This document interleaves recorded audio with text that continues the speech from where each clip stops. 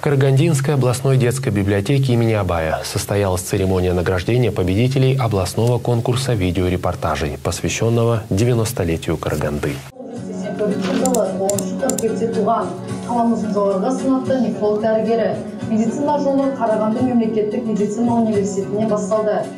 В этом году Караганда отмечает 90-летие со дня основания. Дата значимая для каждого карагандинца. В честь знаменательного юбилея города областная детская библиотека имени Абая в феврале объявила областной конкурс видеорепортажей «Караганданын Үшпес Есімдері». Идея конкурса направлена на привитие у детей интереса к краеведению через познание истории Караганды и создание видеорепортажей о людях, внесших значительный вклад в развитие города. Абылқас Сағынов Қарағанды мемлекеттік техникалық университетінің негізін қалаған, тау-кен өнеркәсібін дамытуға үлес қосқан ғалым.